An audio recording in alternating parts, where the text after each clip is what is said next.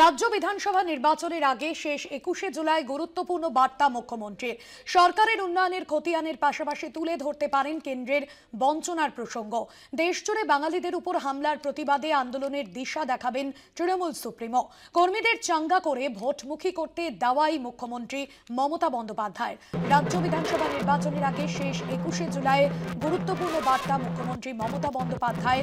আন্দোলনের দিশা দেখাবেন তৃণমূল সুপ্রিমো। বাঙালিদের উপর হামলার প্রতিবাদে আন্দোলনের দিশা দেখাবেন। এর আগেই মুখ্যমন্ত্রীর মুখে শোনা গিয়েছিল যে ভিন রাজ্যে বাঙালিদের উপর হেনস্থার প্রসঙ্গ এবং রাজ্যের সমস্ত মানুষকে সম্মান করি, তবে তার মানে এটা নয় যে বাংলা ভাষায় কথা বলেই তাকে জেলে ভরে দিতে হবে।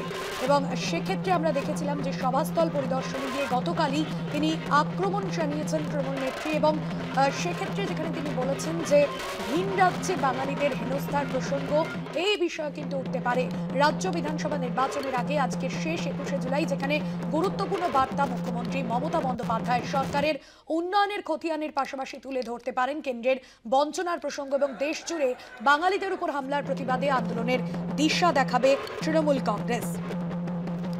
সকাল থেকেই আমরা বিভিন্ন জায়গার ছবি আপনাদের সামনে তুলে ধরছি এবং যে 21শে জুলাই নানান উত্থান পতনের সাক্ষী।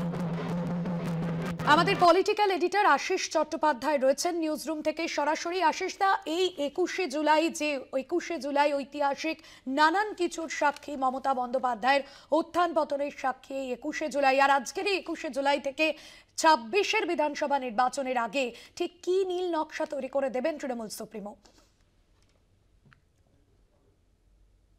এই সমাবেশ আমরা দেখছি, আমরা যারা অনেকদিন ধরে এই ধরনের ইভেন্ট লক্ষ্য রাখি এবং সাধারণত তৃণমূল কংগ্রেস বছর জুড়ে নানা কর্মসূচি করে, নানা সমাবেশে মিছিলে উপস্থিত থাকেন মুখ্যমন্ত্রী মমতা বন্দ্যোপাধ্যায়।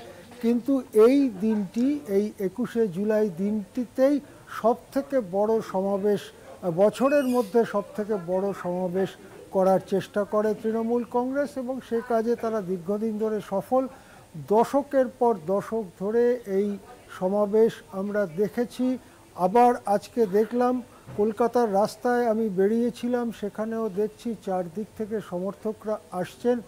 কেউ কেউ বাসে আসছেন, অনেকে দেখছি হেঁটে আসছেন, হাওড়া স্টেশন থেকে হেঁটে আসছেন, শিয়ালদহ স্টেশন থেকে হেঁটে আসছেন এবং তারা বেশ মুখরিত, স্লোগান তুলছেন, তারা অনেকে গান গাইছেন, তারা ক্রমাগত যাচ্ছেন ধর্মতলার দিকে। একটু আগে ধর্মতলার যে ছবি আমরা দেখেছি তাতে সভাস্থলের সামনে যে রাস্তা সেটা পরিপূর্ণ হয়ে ডরিনা ক্রসিংয়ের কাছাকাছি চলে গিয়েছে। ওই জমায়েত এখনও মানুষ আসছেন, নানাভাবে সজ্জিত হয়ে মানুষ আসছেন, তার নানান টুকরো ছবি আমরা দেখাচ্ছি কলকাতা টিভির পর্দায়। পাশাপাশি এই সমাবেশে মুখ্যমন্ত্রী মমতা বন্দ্যোপাধ্যায় যে বার্তা দেবেন সেটাও কিন্তু অত্যন্ত গুরুত্বপূর্ণ হতে চলেছে দুটি তিনটি কারণে। একটি হচ্ছে যে 26 সালে যে নির্বাচন হতে চলেছে, বিধানসভা নির্বাচন পশ্চিমবঙ্গে, সেটা হয়তো ফেব্রুয়ারি মার্চ থেকেই তার প্রস্তুতি শুরু হয়ে যাবে, বিজ্ঞপ্তি মার্চে জারি হয়ে যেতে পারে। সুতরাং 25 সালের 21শে জুলাই সবথেকে বড় মঞ্চ নির্বাচনের আগে, যেখান থেকে মুখ্যমন্ত্রী মমতা বন্দ্যোপাধ্যায় সমর্থকদের উদ্দেশ্যে বক্তৃতা দেবেন, তার সমর্থক, তার কর্মীদের উদ্দেশ্যে তিনি বার্তা দেবেন এবং বিরোধী রাজনীতির দিকেও, বিরোধী যারা পক্ষ তাদের দিকেও নিশ্চয়ই আক্রমণ শানাবেন মুখ্যমন্ত্রী মমতা বন্দ্যোপাধ্যায়। সেই দিক থেকে এটা অত্যন্ত গুরুত্বপূর্ণ সমাবেশ হতে চলেছে। 2026-এর নির্বাচনের আগে শেষ 21শে জুলাই সম্ভবত শেষ বড় সমাবেশ, যদি না নির্বাচনের আগে আর কোনো বড় সমাবেশ ডাকা হয়, তা না হলে এটাই সবথেকে বড় সমাবেশ কর্মী সমর্থকদের, যেটা আজকে হচ্ছে 21শে জুলাই মঞ্চে। এখানে কিন্তু বরাবরের মতো মমতা বন্দ্যোপাধ্যায় তার কাজের একটা খতিয়ান দেন। আমরা এর আগেও দেখেছি, সাধারণত তিনি যে কাজ করেন তার একটা রিপোর্ট কার্ড মানুষের সামনে তিনি তুলে ধরেন, সেটা তার নিজস্ব ভঙ্গিমায় বক্তৃতার মধ্যে তিনি তুলে ধরেন। অসংখ্য জিনিস তিনি মুখস্থ রাখতে পারেন এবং সেগুলো তিনি বলেন যে এটা করেছি, এটা করেছি, এটা করেছি, অসংখ্য তালিকা তিনি দিয়ে দেন।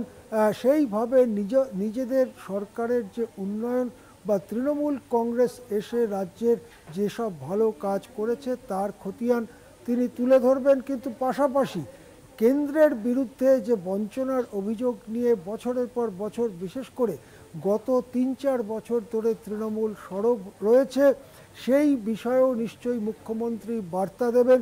তিনি বারবার এ নিয়ে কেন্দ্রের কাছে বার্তা দিয়েছেন, কিন্তু এখনও অবধি কোনো উল্লেখযোগ্য উন্নতি হয়নি।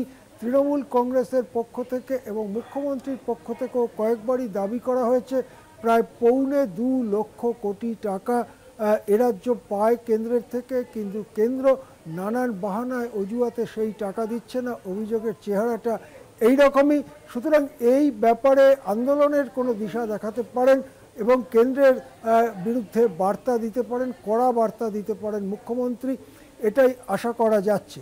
তৃতীয়ত, রাজনৈতিক বিষয়ে তিনি বক্তৃতা করবেন। এইটা আগে যেটা বললাম সেটা হচ্ছে নিজের সরকারের কাজ আর কেন্দ্রের বঞ্চনা ইত্যাদি নিয়ে সরকারি স্তরের ব্যাপার। রাজনৈতিক স্তরে তিনি নিশ্চয়ই বক্তব্য রাখবেন এবং যে রাজনীতি অতি সম্প্রতি অত্যন্ত গুরুত্বপূর্ণ হয়ে উঠেছে বাঙালি জীবনে, বাঙালিদের কাছে, সেটা হচ্ছে বাঙালি, এই বাংলা ভাষায় কথা বলছে যে বাঙালি, তাদেরকে বিভিন্ন রাজ্যে তারা পরিযায়ী শ্রমিক বা তারা পর্যটনে গিয়েছেন, তাদেরকে ধরে যেভাবে হামলা করা হচ্ছে, তাদেরকে আটকে রাখা হচ্ছে, একেবারে অন্যায়ভাবে বেআইনিভাবে পুলিশ তাদের আটকে রাখছে, অত্যাচার করছে, এমনকি বাংলাদেশ সীমান্তে নিয়ে গিয়ে কোনো কথাবার্তা ছাড়া বাংলাদেশের ভৌগোলিক এলাকার মধ্যে ঠেলে ঢুকিয়ে দেওয়া হচ্ছে। এই যে বিষয় নিয়ে সরব হয়েছেন মুখ্যমন্ত্রী মমতা বন্দ্যোপাধ্যায়, সরব হয়েছে এ রাজ্যের কংগ্রেস বামপন্থী দলগুলোর মতো অন্য সমস্ত, বিজেপি ছাড়া অন্য সমস্ত রাজনৈতিক শক্তি, সেই ব্যাপারে মমতা বন্দ্যোপাধ্যায় নিশ্চয়ই বার্তা দেবেন এবং বাঙালিদের যে আত্মগৌরব, যে আত্মগৌরবের জন্য বাঙালি হিসেবে টিকে আছে, যে বাঙালির আত্মগৌরবে ব্রিটিশরা আঘাত দিয়েছিল 1905 সালে, তখন রবীন্দ্রনাথ ঠাকুর লিখেছিলেন বাংলার মাটি বাংলার জল, সেই বাঙালি গৌরব, বাঙালির সম্মান, তাকে নিশ্চয়ই পাথেয় করে এবারে নির্বাচনে তিনি যেতে চাইবেন। তিনি নিশ্চয়ই বলবেন, অনেকে আশা করেন যে বাংলার সম্মানকে রক্ষার জন্য, বাঙালির সম্মানকে রক্ষার জন্য তৃণমূলকেই আবার জিতিয়ে আনা দরকার। এই ধরনের বার্তা তিনি দিতে পারেন বলে মনে করা হচ্ছে। পাশাপাশি সাম্প্রদায়িকতার যে খেলা রাজ্যে শুরু করেছে বিজেপি, তার বিরুদ্ধেও তিনি কড়া বার্তা দিতে পারেন। সর্বশেষে সংগঠনকে ঠিক করা, সংগঠনের মধ্যে নানা রকম অন্তর্দ্বন্দ্বের অভিযোগ কখনো কখনো শোনা যায়, সেই সংগঠনকে একেবারে নির্দিষ্টভাবে সাজিয়ে নিয়ে ভোটমুখী করে পূর্ণ শক্তিতে যাতে নেমে পড়া যায়, সেই জন্য নিশ্চয়ই দাওয়াই দেবেন মমতা বন্দ্যোপাধ্যায়। তাকে সবথেকে বেশি শ্রদ্ধার চোখে দেখা হয় তৃণমূল কংগ্রেস এবং রাজ্যের মুখ্যমন্ত্রীও তিনি তার সাংগঠনিক বার্তার দিকেও তাকিয়ে থাকবে আজকের কর্মী সমর্থকরা। একদমই ধন্যবাদ জানাবো আশিস দা আপনাকে। সরাসরি ছিলেন আমাদের political editor Ashis Chattopadhyay newsroom থেকে।